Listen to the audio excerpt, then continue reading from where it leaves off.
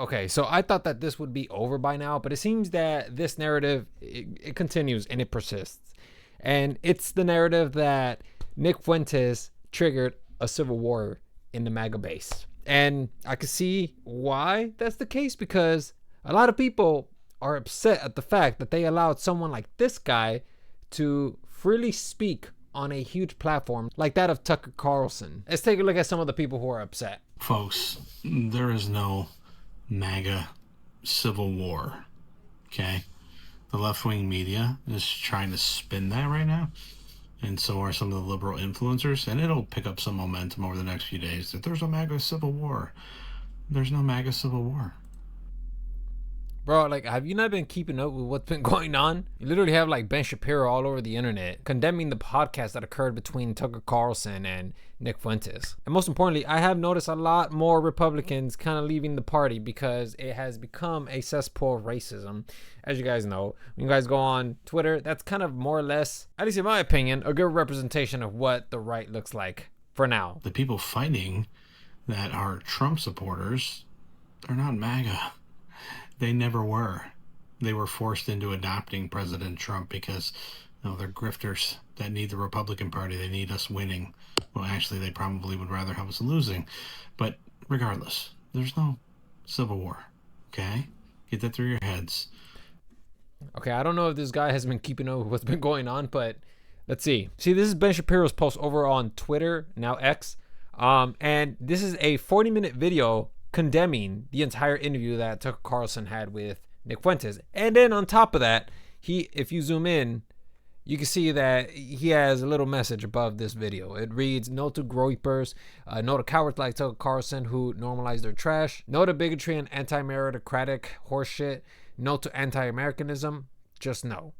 So this is the message that Ben Shapiro left, and you're telling me that there's nothing going on between the Republicans? Now there's like a ton of hate on top of all of these comments. So, I mean, look, we have Zerka here, no to Jewish men telling Americans what to do. Oh, and of course, we see that there's a lot of anti-Semitism going on in here. Of course, no to Jews. Instead of cherry picking a few jokes and hyperbole from 8 years of daily live streams, why don't you explain your actual evil beliefs? You know what's crazy? They always frame it as like, just a few jokes, hyperboles from 8 years ago.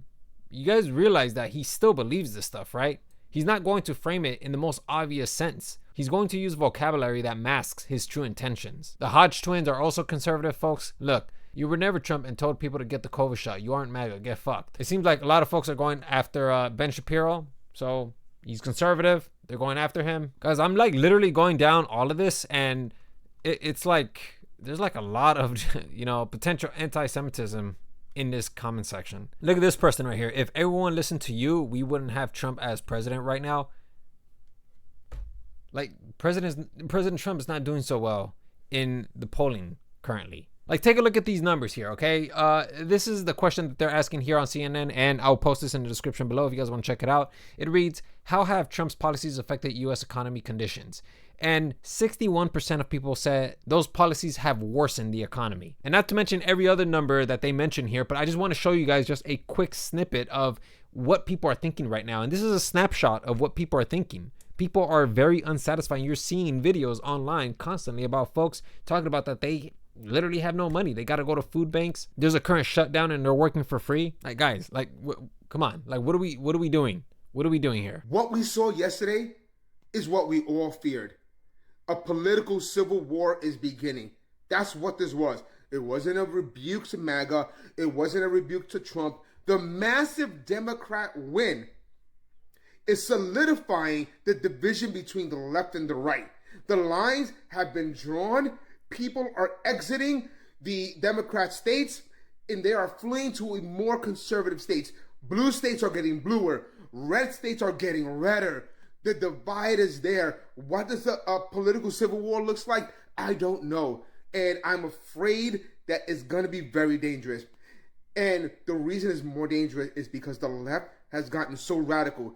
They elected an open communist, and none of the leadership batted an eye. Listen, man, we don't even know how Zoran Mamdani is going to govern, and yet we already have perspectives as if we've already been to the future, you know. And this is kind of like the thing that we're talking about, you know, like this is the same thing when Trump was elected. Like people were all like, he's going to be a dictator, he's a Nazi, he's this, he's that. I mean, he has a very brash, candid personality, very polarizing for sure. And it seems to me like he likes to run it as a business. He likes to see himself as like some sort of manager or CEO, giving commands to people, attempting to enforce laws that don't even exist on the books. And I have to say, man, listen, Trump, he definitely, he was a wild card. He definitely was. But obviously his methods, his policies, they're not doing so well. Tons of people are feeling the pain. And if the recent elections isn't a snapshot of how people feel towards this current administration, like if you're just going to label all these people grifters, you're going to end up losing in the upcoming election. The MAGA mindset appears to be, we didn't vote for foreign wars.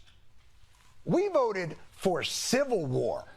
This is a war. The battle for America was going to take place in Los Angeles. The only way to win here is to double and triple down. The current war that we are seeing waged by the Democrats, by the foreign nationals waving Mexican flags. The city of Los Angeles is an occupied city. It is time to retake the cities of this country. It is time to use force. What the f***? They are looking for any pretense. They are looking for any pretense to sick their robot dogs on Democrats. And that's another thing too. It seems to me like people are just exhausted with blaming the left, blaming the left. This is the thing, man. Here's the thing, okay? What about Republicans? When are they going to start taking accountability for their actions? Because as far as I'm concerned, that whole situation with Charlie Kirk, you guys were all about free speech. And then when people are practicing their free speech, all of a sudden, we got to go and cancel them, get them fired from their jobs. That's exactly what the left was doing. They did it to a couple of people, but holy crap, you guys did it. The Republicans, they did it to about 60,000 people. They had a list and they went through that entire list to get a lot of these folks fired. There's a MAGA civil war going on right now. You got Tucker Carlson, Ben Shapiro, Nick Fuentes, Megyn Kelly. You got these people in it, and it's going to get worse because there's no black people or anyone non-white to go after. See, evil eats itself. It's a self-eating organism, and that's what white supremacy is. I've always said that the right is a hate group, and this is what it is. So now they have nobody to go after. Who are they going after? Themselves. It's a self-eating organism. And if you're calling yourself a conservative as a Gen Zer or a young person in 2025, what are you conserving? Brokenness? All right, so here's the deal, okay? When it comes to the Republican Party, they are starting to develop a reputation for being a party of racism. Because if you go on Twitter, you see the amount of racism that has been collected there on that platform. But also to answer his question, because he asked, you know, how can you call yourself a Republican if you're a Gen Zer? The thing is, dude, like, I mean, I don't know about other Republicans, especially conservative Republicans, because they're more based off of feelings, but libertarian and moderate Republicans, and sometimes I tend to lean Republican as well, depending on the situation. It depends. Like, if you're looking for less regulation on a specific market that perhaps you're invested into, then perhaps you want to vote Republican. Obviously, like, for instance, President Trump, he's pro crypto, he's pro stocks, pro business, all of that. Like, I'm sure that there are young men who identify as Republican that perhaps can definitely benefit from that support. And I'm one of those guys because I'm interested in one of those markets, right? So when I have a president that supports one of the markets that I'm interested in, of course, I'm going to want to lean a little bit towards the Republican side. But obviously, I'm more independent, more centered. Like, I don't lean too far into one direction, at least not anymore. And thank God for that. But to go back to your point, yeah, the Republican Party is starting to establish a reputation for being racist. As you guys know, they just interviewed Nick Fuentes. That's the whole point of this video. They interviewed him. And some Republicans were upset about this because obviously they're trying to preserve the qualities and traditions of the conservative party. But other folks have different aspirations.